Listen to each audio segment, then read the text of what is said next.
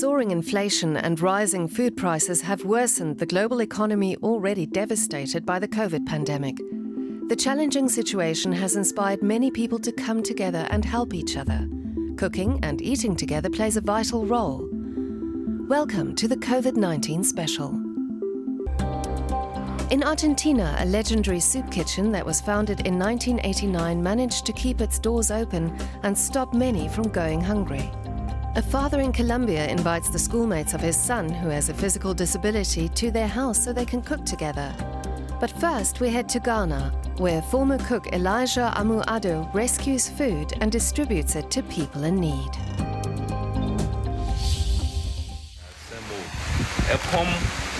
Here in the town of Afinso, in Ghana's Ashanti region, Elijah Amu-Ado is coordinating the repackaging of surplus food. During the pandemic, the chef has been spending even more time mobilizing his Food for All Africa organization. The nonprofit rescues surplus food from all over the country. The food was going to be destroyed. It's still perfectly good to eat, but was labeled incorrectly in its country of origin. Ado is going to redistribute it to people in need. When COVID-19 hit, Ado's work became even more vital. He expanded his organization and focused on providing emergency food aid to Ghana's most vulnerable people. At the onset of COVID, people lost their jobs and their livelihood, and that created a huge need for support, especially support in the area of nutrition, shelter, and then at least medicine. Food for All, through our COVID-19 emergency intervention program, intervened by providing food and medicine and livelihood support to vulnerable people, targeting mostly those affected by the COVID pandemic. The coronavirus pandemic has posed a serious threat to food security in Ghana. Before the pandemic, an estimated 1.2 million people were food insecure. Within 2 years, that number had doubled, with no end in sight. Inflation and rising food prices are making a difficult situation worse. Food for All Africa was founded in 2015. The nonprofit is West Africa's first and largest food bank. Ado and his team have made it their mission to fight hunger and tackle food waste. Since the start of the pandemic, they've recovered nearly €1 million worth of food from supermarkets, hotels, and farms. They've helped feed more than 500,000 people. Today, the team is headed to a low-income community about 50 kilometers from one of their warehouses. Hi, my brother. Good morning. How are you? Many families here struggle to access food. Today, Ado's team is prioritizing elderly women.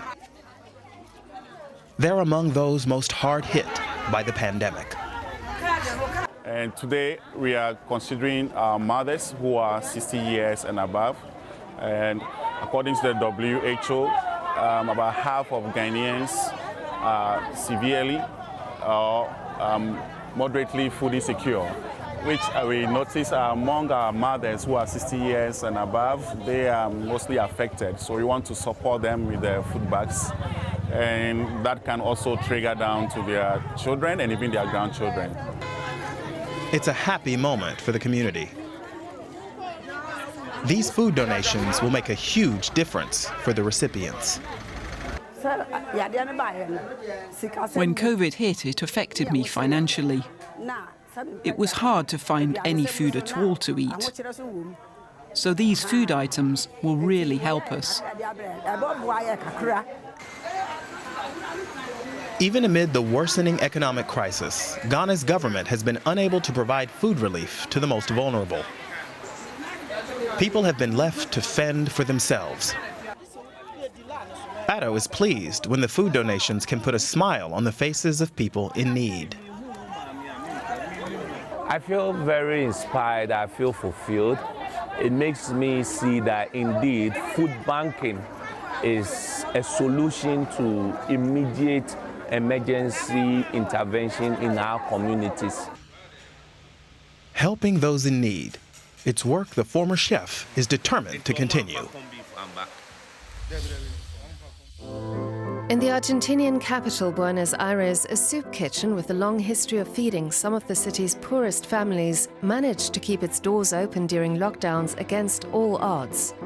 But sadly, the woman who founded the soup kitchen lost her battle with the coronavirus while serving the community that she was so devoted to.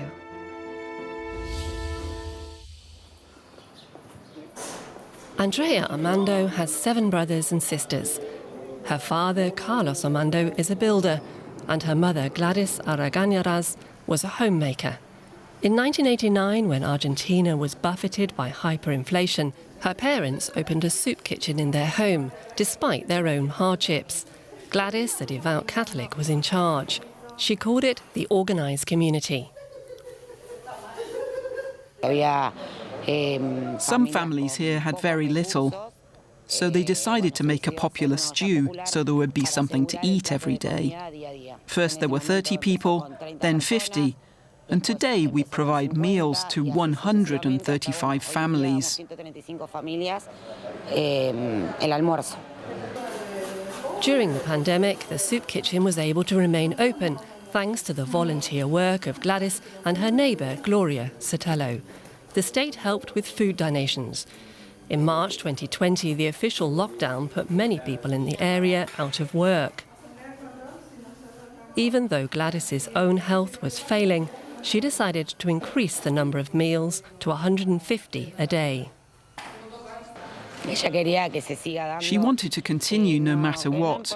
She wanted to work in her soup kitchen and support her children, as she always said. That's how she was. She always wanted to help. We grew up with that vision, her desire to be there for others. Eventually, their children convinced Gladys and Carlos to start isolating to protect themselves from the virus. They only went into the dining room on the way to the bathroom. Andrea, her brothers and Gloria took charge of the soup kitchen. But on June 14, 2020, Gladys and her husband were hospitalised with COVID-19. Gladys died a month later. Since then, Carlos has been running the soup kitchen on his own. She didn't worry about her own health. What mattered to her more was continuing her work. She knew people needed her. And it wasn't only my wife. Many other people believed the same thing. More than 10 million people in Argentina rely on soup kitchens. Many of the cooks who worked in those kitchens died during the pandemic. That's why Gladys' son, Franco, took part in a campaign to declare cooks essential workers, much like doctors and nurses. After the campaign, Andrea and the other assistants began to receive half the minimum wage to keep the soup kitchen running. It was vital recognition for their work.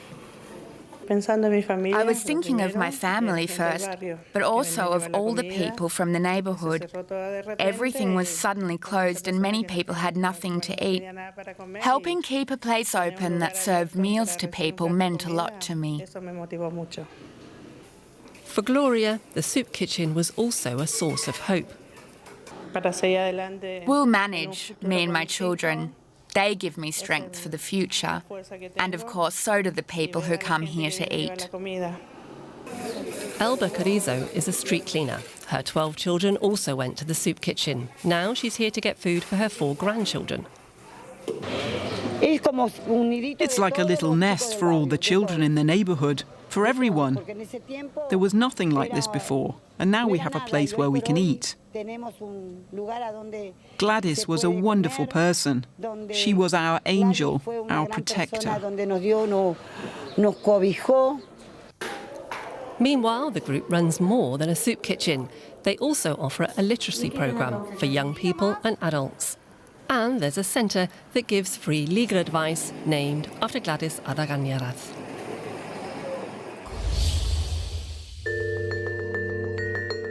staying in South America, 1,000 kilometers from Buenos Aires in northern Argentina, live the Mbaya people.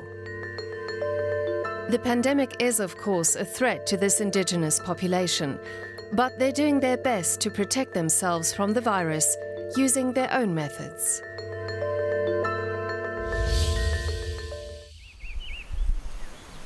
The Mbaya indigenous community of Puente Queimado II is located in the sparsely populated border region between Argentina, Brazil, and Paraguay. So far, no one here has contracted COVID-19, but they're worried. The traditional medicinal plants they rely on to protect themselves are becoming ever harder to find. We use our native plants to treat respiratory diseases, but there aren't so many around now because so much of the forest here has been felled by loggers. And there have been more and more forest fires the last few months. When the forest is burning, we can't breathe as well. A COVID-19 infection would make it even worse, so of course we're worried. In recent years, multinational corporations have occupied vast areas of indigenous lands to produce pulp for the paper industry. According to the UN, the pulp and paper industries are among the world's biggest polluters. Supplies of drinking water are now under threat. The introduction of non-native pine trees has also increased the risk of forest fires.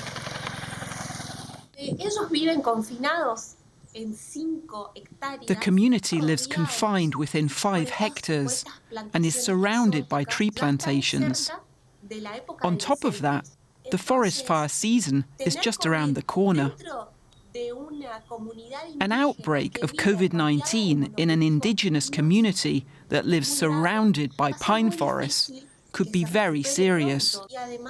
The people there won't be able to treat themselves or leave. They live really far away from hospitals and other healthcare facilities. Argentina's government says it has introduced measures to protect the Mbaya people. After medical staff and essential workers, indigenous communities were one of the first groups to be vaccinated. Their vaccination rate is 90 to 95%. Despite efforts to get the vaccines to isolated areas, many members of the Mbaya community did not want to be vaccinated. They prefer to rely on traditional medicinal plants and their knowledge of nature passed down through the generations. The earth has belonged to us for generations, and we take care of it, because we can only live and survive together with nature. As a people, we were here long before anyone else. The community here hopes to protect itself from the coronavirus by sticking together and relying on ancient traditions. Do you have a question about the coronavirus? Send it in, and our science reporter Derek Williams will draw on the latest research to answer it. Write to us at covidproducer@dw.com. This week, JL wanted to know, does your body wipe out the virus entirely, or does some remain in you even after recovery? Some pathogens remain in the body at low levels, more or less permanently after infecting you, and they can flare up and cause symptoms even years later. That's the case with viruses in the herpes family, for instance, which go dormant in cells long term by hiding their genetic material in ours. There it can persist for long periods, and because the infection isn't active, it's basically invisible to your immune system. But in the right circumstances, like if you're exhausted, the viral genome can be triggered and infected cells begin churning out virus again, causing, for example, cold sores or the painful blisters known as shingles. This kind of infection is called a latent one, and although herpes viruses and some other viruses establish latency, as far as we know, SARS-CoV-2 and other coronaviruses don't work that way. But But that doesn't mean that pockets of them can't persist in the body for a lot longer than you might think. And they do in some people, especially the immunocompromised. There have been plenty of cases where researchers continue to detect SARS-CoV-2's genetic material for months after an initial infection, long past the time when it should have been cleared. And studies are ongoing into what that means exactly. One thought is that persistent pockets of coronavirus in the body might, at least in some people, be linked directly or indirectly to long COVID symptoms. If even small amounts of virus were still replicating in an otherwise mostly cleared patient, that could be, in theory, enough to activate an immune response, for instance, that might cause inflammation, which in some cases could lead to problems like brain fog or persistent fatigue, the ones that often afflict long haulers. But that theory hasn't been proven yet, and there are other explanations out there for why even otherwise healthy people can come down with the wide range of symptoms that fall under the umbrella term long COVID.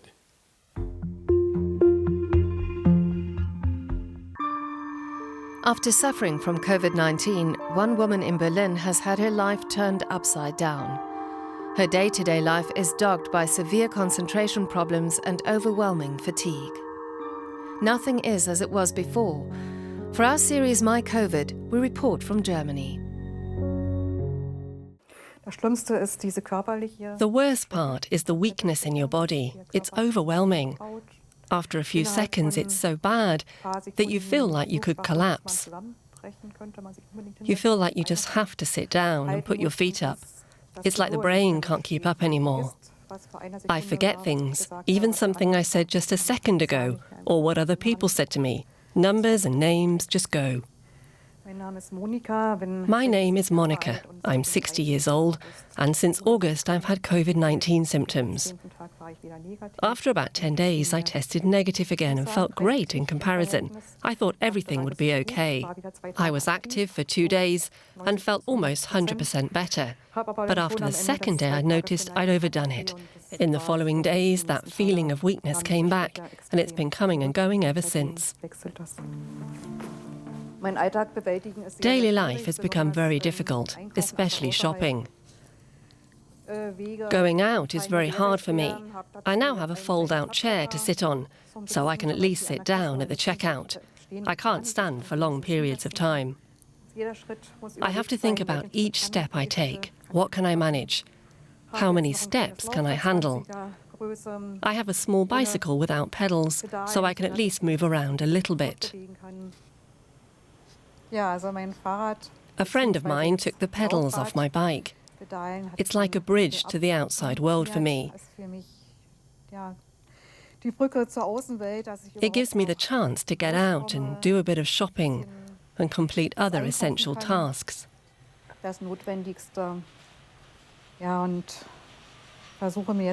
I try to manage my energy so I can get a little bit of something done every day. I hope I'll be able to get by with that long term and still get to experience the outside world a bit. When I come home, I'm happy to be here again. I'm happy that I made it. And I feel proud that I can still accomplish something. Yeah, unfortunately, experiencing an 80 or 90% crash is not so nice. Everything becomes very weird. Even reading is difficult. Letters don't seem to be where they belong. Words appear back to front too. When I look at this text, it's not easy to decipher. I'd prefer not to look at it at all. How can someone forget everything from one day to the next? I don't understand it at all. Writing was really important to me because I wanted to write to a doctor who was familiar with the problem.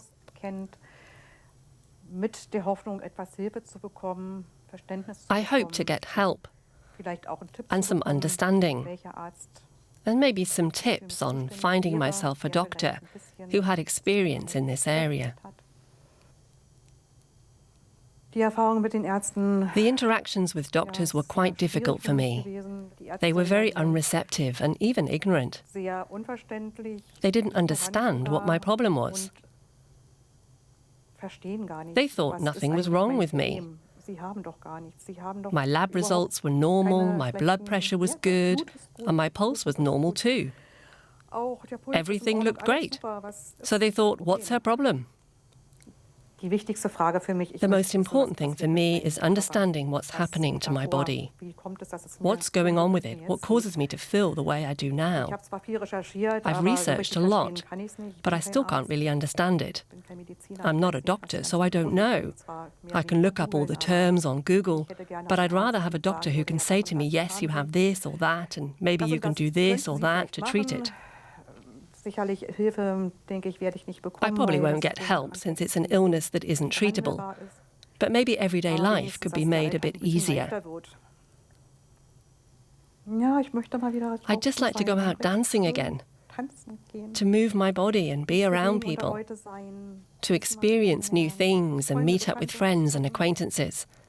I'd really like to go to places and see things again. I just want this to go away. That's my greatest wish, for it just to be over.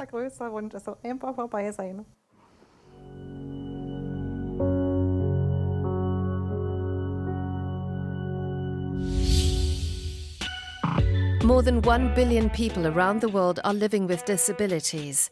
The closure of schools and other facilities made their lives even more difficult. One father in Colombia, whose son needs round-the-clock care, decided to launch a cooking-based therapy group at his house. Rubia Fernandez's life changed with the arrival of his youngest child. He quit his police job and devoted himself to Francisco, who needs round-the-clock care. When the pandemic started, the two found themselves cut off from the outside world. But then, Rubia Fernandez had an idea. Here in my kitchen, in my house, I started offering cooking classes for people with disabilities. This is where the magical project was born, the cooking adventure we have for children with disabilities. After the lockdown was lifted, the Therapy Kitchen project found a new and larger home in the Sensory Life Center. Trained therapists and caregivers could now join in.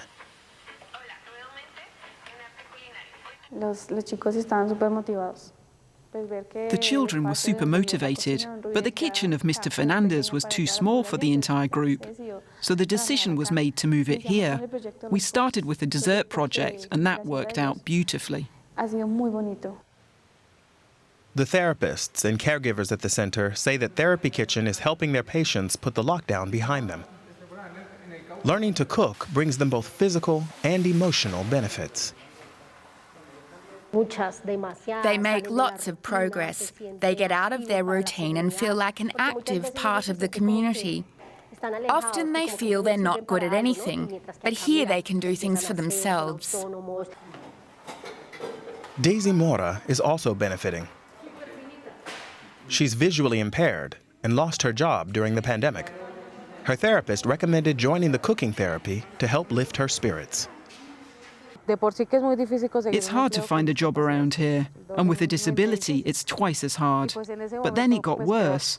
The first people they let go were the ones who shouldn't have been thrown out, as they're most vulnerable. Daisy Mora uses the classes to learn new recipes and cooking techniques. It's also helped her get back on her feet after the lockdown. We don't want to be pitied. We're just like everyone else. We may do things differently, but we're the same. Human beings with the same rights, but with different abilities. The classes are free of charge for participants. Rubia Fernandez volunteers here. Part of his police pension goes toward buying ingredients. Eso para mí es un regalo. O sea, yo siempre he dicho que esta cocinoterapia, en vez de yo dársela a ellos son los que me dan la terapia a mí. Es una terapia para el alma, es una terapia que lo reconforta a uno, que lo llena de mucha satisfacción. The dishes they prepare are sold at local markets. The income then helps maintain the kitchen. For Rubia, the therapy kitchen has given him a new vocation. Con lo que yo sé, con lo que yo aprendí, poderlo transmitir a otras personas y más a población con discapacidad que no es sencillo, no es fácil, pero es muy, muy satisfactorio. Rubia Fernandez has shared this experience with his son, Francisco, who feels his father's love and the affection of the other participants.